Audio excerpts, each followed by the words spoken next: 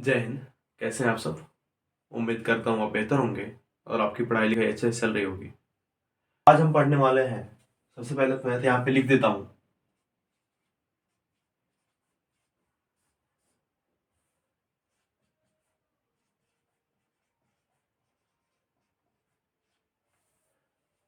जो BPSC economy जो चल रहा है, अभी हमारा इंट्रोडक्शन क्लास चल रहा है।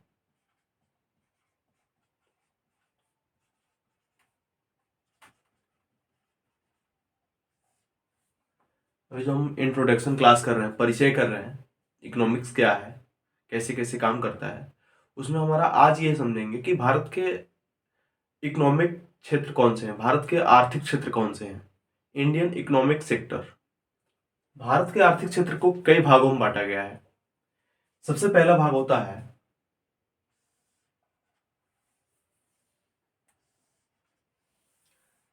सबसे पहला हमारा भाग होता है कि हम किस आधार पे भारत के आर्थिक क्षेत्र को देख रहे हैं। गतिविधि के आधार पे देख रहे हैं कि कार्य की परिस्थिति कैसे है उसके आधार पे देख रहे हैं कि स्वामित्व के आधार पर देख रहे हैं। अगर हम बात करें गतिविधियों के आधार पर भारत के आर्थिक क्षेत्र, यानी कि कौन कौन सी गतिविधियां हो रही है, तो गतिविधियों के आधार पर अगर हम देखें भारत के आर्थिक क्षेत्र कौन से हैं, तो सबसे पहले गतिविधियों के आधार पर तीन भागों में बांटा गया है।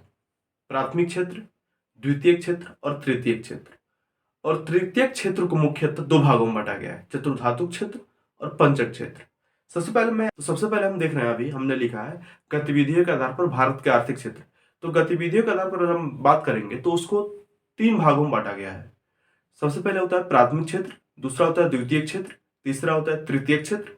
और तृतीय क्षेत्र को मुख्यतः दो भागों में बांटा गया है, चतुर्धातु क्षेत्र और पंचक क्षेत्र। अभी हम सबके बारे में बात करेंगे कि प्राथमिक क्षेत्र क्या होते हैं, द्वितीय क्या होते हैं, तृतीय क्या होते हैं, और चतुर्धातु क्या होता है, पंचक क्या होता है, इसमें कितने लोग काम करते हैं और कौन कौन से क्षेत्र में क्या क्या काम हो रहा है, कौन कौन सी गतिविधियां हो रही है। इन सारी बातों पे हम चर्चा करेंगे। अभी हम देखें कि भारत के आर्थिक क्षेत्र में दूसरा क्षेत्र क्या है, तो दूसरा क्षेत्र होता है हमारा स्वामित्व के आधार पर।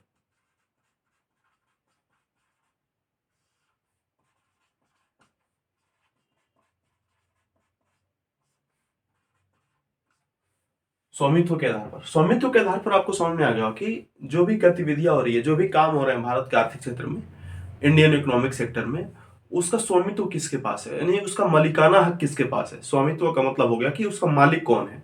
ये सारी चीजें हम बात करेंगे। स्वामित्व के आधार पर देखें तो इसको दो भागों में बांट कर देख सकते हैं। सबसे पहले होता है कि निजी क्षेत्र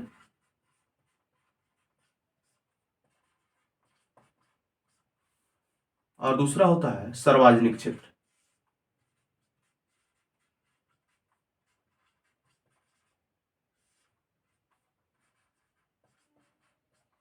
स्वामित्व के आधार पर देखें तो दो क्षेत्र होते हैं, निजी क्षेत्र और सार्वजनिक क्षेत्र। निजी क्षेत्र क्या होते हैं और सार्वजनिक क्षेत्र क्या होते हैं, ये अभी हम बात करेंगे। सबसे पहले देख लें कि तीसरा क्षेत्र हमारा क्या होता है। तीसरा हम देखें कि परिस्थितियों के आधार पर, यानी कार्य की परिस्थितियां कैसी है, जो काम हो रहा है वो संगठित है या असंगठित है, उसके भागों में बांटकर हम देख सकते हैं। आप इसको चाहे तो स्क्रीनशॉट कर सकते हैं या अपने कॉपी में नोट डाउन कर सकते हैं। अब हम एक एक करके सभी क्षेत्र को समझेंगे कि प्राथमिक क्षेत्र क्या है, द्वितीय क्या है, तृतीय क्या है। अभी हमने देखा कि भारत का आर्थिक क्षेत्र कौन कौन से है। सबसे पहले हमने लिखा था कि गतिविधियों के आधार पर, यानी कि गतिविधियों के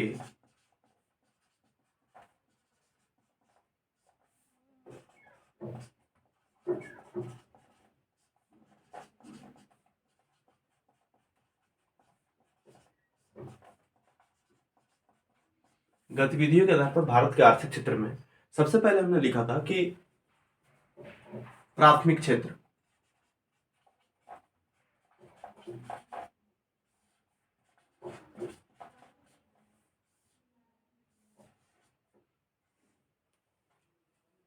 अभी हम समझेंगे कि प्राथमिक क्षेत्र क्या होते हैं।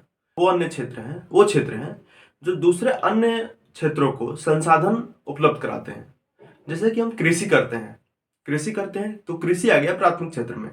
लेकिन कृषि से गेहूं जो उग रहा है और वो जा रहा है द्वितीयक सेक्टर में, यानी कि सेकेंडरी सेक्टर में, तो उससे क्या होगा कि एक ब्रेड बनेगा या बिस्किट बनेगा। तो वो हो गया द्वितीय क्षेत्र के संसाधन, यानी कि प्राथमिक क्षेत्र से द्वितीय क्षेत्र में जो भी सामान जाएगा उसे हम प्राथमिक क्षेत्र में रखेंगे। और प्राथमिक क्षेत्र में क्या होता है कि ये डायरेक्ट भूमि से संबंधित होते हैं या प्राकृतिक गतिविधियों से संबंधित होते हैं। सबसे पहले अगर हम देखें कि प्राथमिक क्षेत्र जो है, इसे हम नोट डाउन कर सकते हैं कि यह भूमि से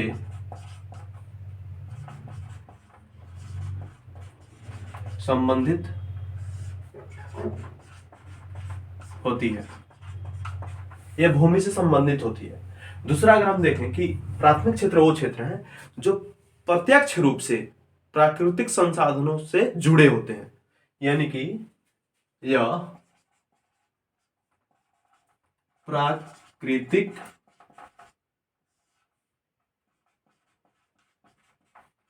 संसाधनों से जुड़े होते हैं। यानी कि प्राथमिक क्षेत्र जो है वो प्राकृतिक संसाधनों से जुड़े होते हैं, यानी कि जो कृषि हम कर रहे हैं वो एक लैंड पे कर रहे हैं, भूमि पे कर रहे हैं, तो भूमि क्या हो गया, हमारा प्राकृतिक संसाधन हो गया। इसके बाद अगर हम देखें तो प्राथमिक क्षेत्र जो है दूसरे अन्य क्षेत्रों को संसाधन उपलब्ध कराते हैं। यानी कि प्राथमिक क्षेत्र जो है दूसरे अन्य संसाधन को, दूसरे अन्य क्षेत्रों को संसाधन उपलब्ध कराते हैं। जैसे कि अगर हम करते हैं कृषि, कृषि से क्या होता है कि हमारे खेत में जो कृषि हो रही है इससे चावल, गेहूं, ये सारी चीजें उगती हैं। उससे क्या होता है कि वो जाते हैं सेकेंडरी सेक्टर में और उससे बनते हैं ब्रेड, बिस्किट, आटा, ये सारी चीजें बनती है। तो क्या हो गया, यानी कि द्वितीय क्षेत्र जो है वो प्राथमिक क्षेत्र से संसाधन ले रहा है, संसाधन एब्जॉर्ब कर रहा है। इसलिए इसको बोलते हैं कि ये दूसरे अन्य संसाधन, दूसरे अन्य क्षेत्रों को संसाधन उपलब्ध कराता है। यानी कि प्राथमिक क्षेत्र जब नहीं होगा तो दूसरा कोई अन्य क्षेत्र नहीं होगा, इसका सीधा सा मतलब है। अगर हम आगे देखें इसके बारे में तो इसमें जो लोग काम करते हैं, इसमें जो लोग काम करते हैं उन्हें कुछ ना कुछ नाम हम देंगे। उन्हें क्या नाम देंगे, तो प्राथमिक क्षेत्र आप देखेंगे तो इसमें काम करने वाले लोगों को लाल कॉलरधारी, यानी कि लाल पोषक धारी कहते हैं, यानी कि रेड कॉलर वर्कर।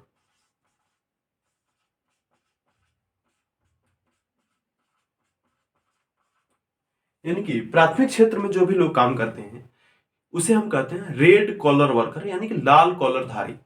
यानी कि प्राथमिक क्षेत्र में जैसे कि किसान हो गए, वो प्राथमिक क्षेत्र में काम करते हैं, उन्हें हम बोलेंगे लाल पोषक धारी, यानी कि रेड कॉलर वर्कर्स। अब आपकी जिम्मेवारी ये बनती है कि आप हमें कमेंट करके ये बताएं कि प्राथमिक क्षेत्र में भारत के कितने परसेंट लोग काम करते हैं और भारत के जीडीपी में प्राथमिक क्षेत्र का कितना परसेंट योगदान है। सेकेंडरी सेक्टर,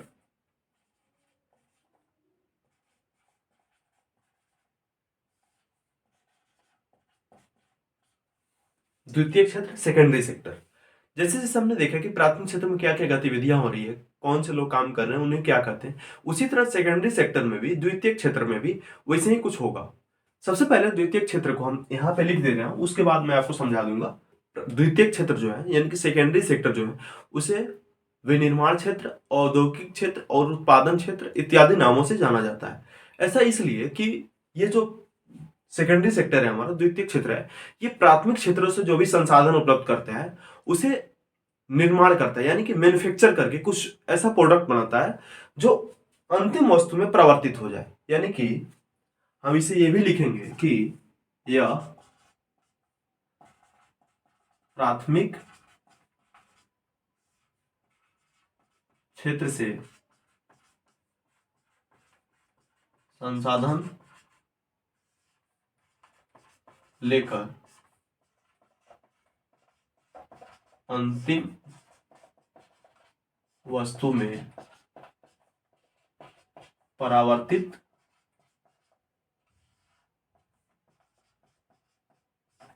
करता है। यानी कि जो सेकेंडरी सेक्टर है उसे विनिर्माण क्षेत्र, औद्योगिक क्षेत्र, उत्पादन क्षेत्र भी कहते हैं। और ये जो है द्वितीयक क्षेत्र जो है, सेकेंडरी सेक्टर जो है, ये प्राथमिक क्षेत्र से संसाधन लेकर, यानी कि प्राथमिक क्षेत्र से, जैसे हमने एग्जाम्पल ले लिया कि ये जो हमारा पेपर है, जो हमारा ये पास पेपर है, ये प्राथमिक क्षेत्र से आया, वानिकी से आया, यानी कि जो भी पेड़ पौधे हुए उससे हमारा ये पेपर आया। उससे क्या हुआ कि द्वितीय क्षेत्र जो है ये उसे अपने फैक्ट्री में लाकर काम करके उसे मैन्युफैक्चर करके एक पेपर का रूप दे दिया, एक शेप दिया, उस पर प्रिंट किया और उसे अंतिम वस्तु में परिवर्तित कर दिया। यानी कि अब जो है, ये अभी हमारा जो ये बुक है ये किसी काम का नहीं है, यानी कि इसके अलावा, यानी कि इस बुक के अलावा, इसे अब रीड करने के अलावा कोई इसका दूसरा उपयोग नहीं हो है। उसी तरह जैसे कि चावल ले लें, गेहूं ले लें, तो गेहूं से क्या होता है कि प्राथमिक क्षेत्र से उपलब्ध हो रहा है, यानी कि कृषि से गेहूं उपलब्ध हो रहा है, और ये द्वितीय सेक्टर में जब आ रहा है, यानी कि द्वितीय क्षेत्र में आ रहा है, यानी सेकेंडरी सेक्टर में जब आ रहा है, तो इस गेहूं से क्या हो रहा है कि ब्रेड बन रहे हैं, आटे बन रहे हैं। तो ब्रेड क्या हो गया कि अंतिम वस्तु हो गया, यानी कि लास्ट वस्तु हो गया। उसके बाद उसका कोई उपयोग दूसरा नहीं हो सकता है सिवाय उसके खाने के। यानी कि ये जो है ये वस्तु को अंतिम रूप प्रदान करता है, यानी कि ये द्वितीय क्षेत्र जो है ये प्राथमिक क्षेत्र से जो भी संसाधन लेता है उसे अंतिम रूप दे देता है। यानी कि प्राथमिक क्षेत्र से अगर हम देखें तो वानिकी से लकड़ी आ गया हमारे पास। अब लकड़ी सेकेंडरी सेक्टर में जब आएगा तो उससे क्या होगा कि फर्नीचर बना, टेबल चेयर ये सारी चीजें बनी।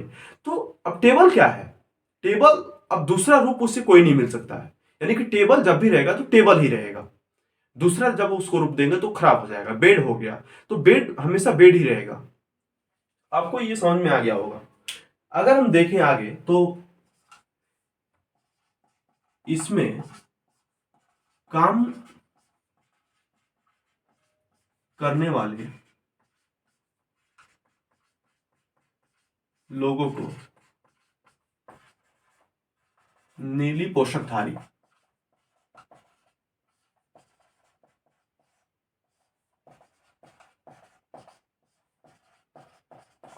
यानी कि द्वितीय क्षेत्र में जो भी लोग काम करते हैं, यानी सेकेंडरी सेक्टर में जो भी लोग काम करते हैं उन्हें कहते हैं नीली पोशाकधारी, यानी कि ब्लू कॉलर वर्कर्स।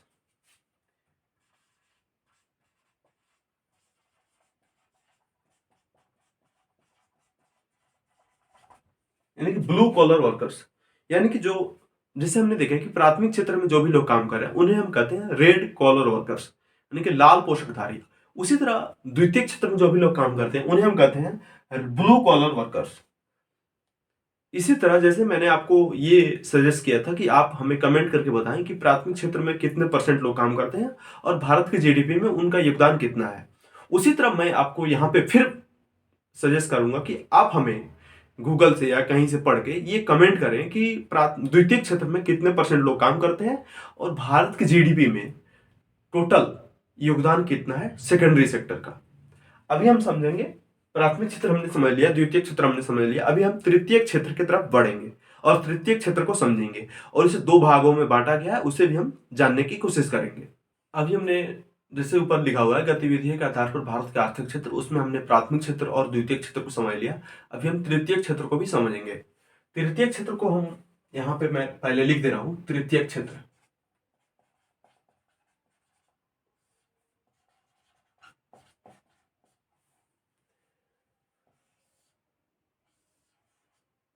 तृतीय क्षेत्र यानी कि तृतीय क्षेत्र क्या है, इसे हम सेवा क्षेत्र भी कहते हैं, यानी कि तृतीय क्षेत्र को हम सेवा क्षेत्र भी कहते हैं। इसे हम सेवा क्षेत्र भी कहते हैं। यानी कि तृतीय क्षेत्र जो हमारा है इसे सेवा क्षेत्र भी हम कह सकते हैं। सेवा क्षेत्र किस लिए, जैसे कि हम देखें कि सेवा कैसे कैसे होता है। जैसे एक डॉक्टर, एग्जाम्पल की तरफ हम देखें तो एक डॉक्टर,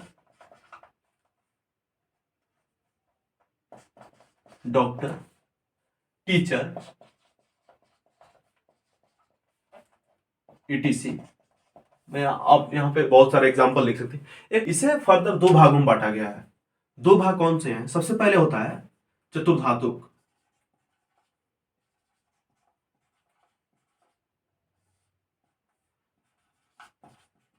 चतुर्धातुक क्षेत्र। चतुर्धातुक क्षेत्र हम किसे कहते हैं? चतुर्धातुक क्षेत्र जो होता है ये ज्ञान आधारित होता है, यानी कि जितने भी पढ़े लिखे लोग हैं, डॉक्टर, इंजीनियर, टीचर, ये सारे पढ़े लिखे जो लोग हैं ये चतुर्धातुक क्षेत्र में आते हैं। यानी कि यह ज्ञान आधारित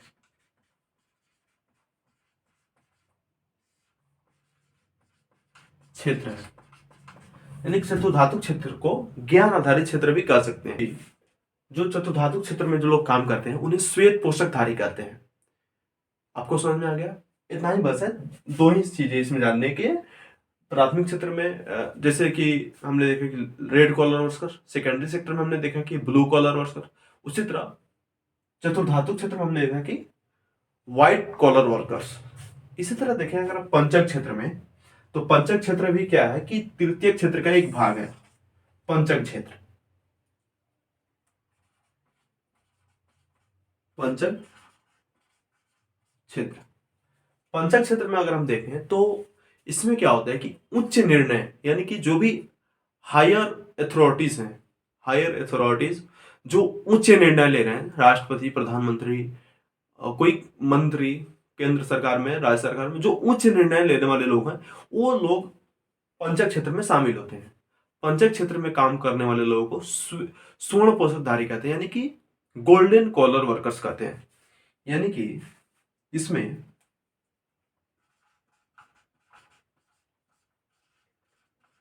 उच्च निर्णय लेने वाले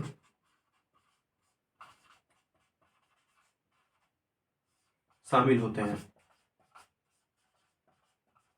यानी कि जो हमारा पंचक क्षेत्र है इसमें उच्च निर्णय लेने वाले लोग शामिल होते हैं। जैसे एक जिले में डीएम, एसपी, ये लोग उच्च निर्णय ले लेते हैं, जैसे कि कोई काम कैसे होगा, कौन आएगा कौन नहीं आएगा, ये उच्च निर्णय हो गए। इसको पंचक क्षेत्र में रखा गया है। इसमें काम करने वाले लोगों को हम कहते हैं स्वर्ण पोषकधारी।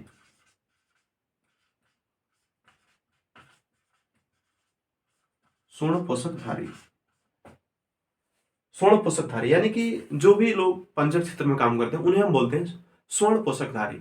अगर हम देखें कि इसमें खास क्या है, खास वो डेटा होता है जो हमें याद करना होगा कि कितने परसेंट लोग काम करते हैं और भारत की जीडीपी में उनका योगदान कितना है। दूसरा चीज हमें याद करना जरूरी होगा इस पूरे सेशन में कि जो भी लोग काम करते हैं उन्हें हम क्या बोलते हैं। प्राथमिक क्षेत्र में जो लोग काम करते हैं उन्हें क्या बोलते हैं, द्वितीय क्षेत्र में काम करते हैं उन्हें क्या बोलते हैं, और तृतीय क्षेत्र में जो काम करते हैं उन्हें क्या बोलते हैं, चतुर्धातुक और पंचक में। ये चीजें याद करने वाली है।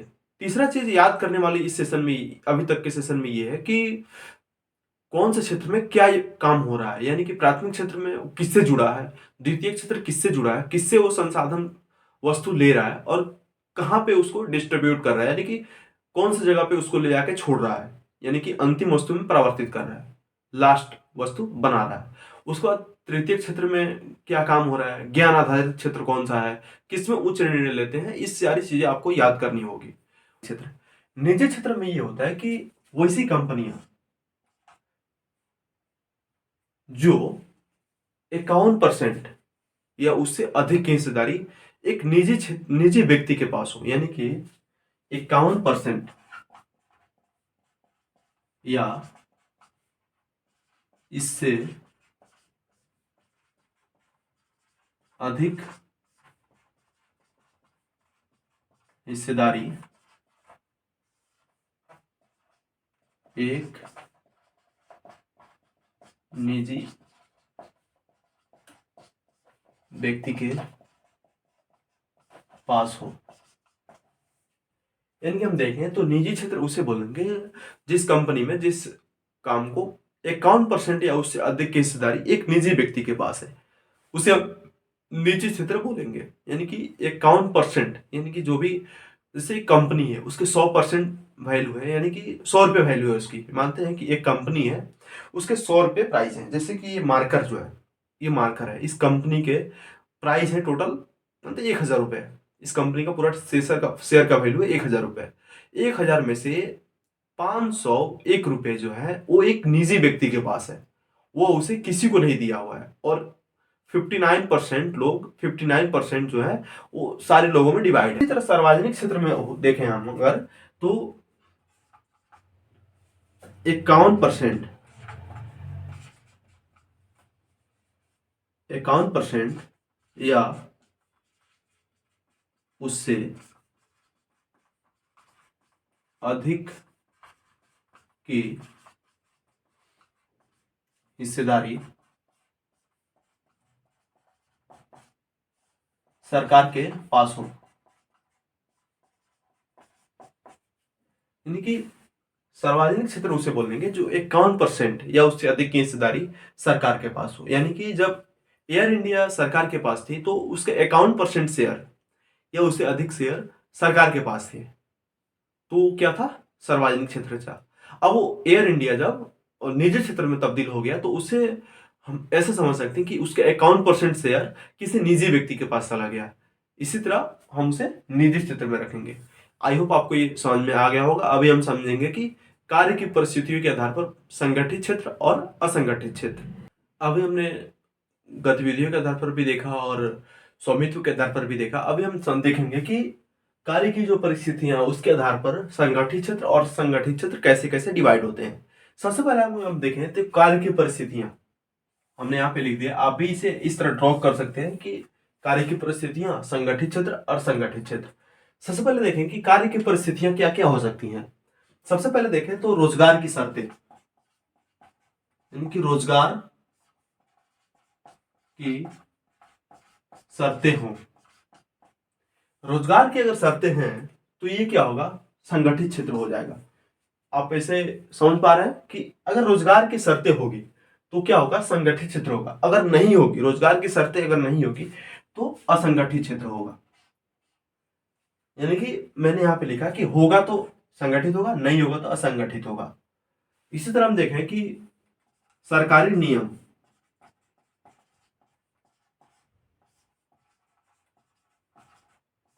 अगर किसी काम को करने के लिए सरकारी नियम हो रहे हैं तो उसमें क्या होगा, अगर सरकारी नियम है तो वो होगा संगठित क्षेत्र। अगर सरकारी नियम नहीं है, जो एक प्राइवेट आदमी, एक निजी व्यक्ति जैसे मन करे वैसे काम करा रहा है, तो वो होगा असंगठित क्षेत्र।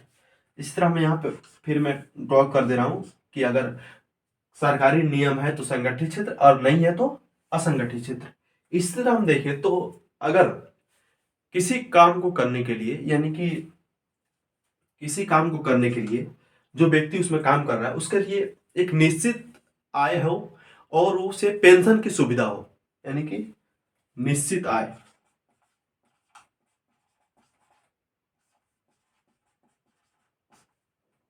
एवं पेंशन की सुविधा, यानी कि जब काम करने के लिए एक निश्चित आय हो और पेंशन की सुविधा हो तो उसे हम बोलेंगे संगठित क्षेत्र, और नहीं होगा तो बोलेंगे असंगठित क्षेत्र। इसी तरह आप और भी सारे कारण लिख सकते हैं, ये उतना कोई ये नहीं है। जब आपको ये समझ में आना चाहिए कि संगठित किसे बोलेंगे और संगठित किसे बोलेंगे, यानी कि जिसमें अच्छे नियम हो, कानून हो, मेडिकल सुविधा हो, वो होगा सब संगठित क्षेत्र, और जिसमें नहीं होगा उसे बोलेंगे असंगठित क्षेत्र।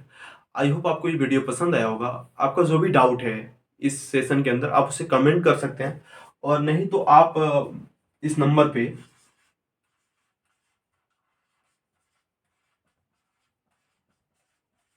8809653560, इस नंबर पे आप व्हाट्सएप कर सकते हैं। आपका जो भी डाउट होगा उसे जरूर कंसल्टेशन करके उसे सॉल्व किया जाएगा। चलिए मिलते हैं अगले वीडियो में, तब तक के लिए जय हिंद।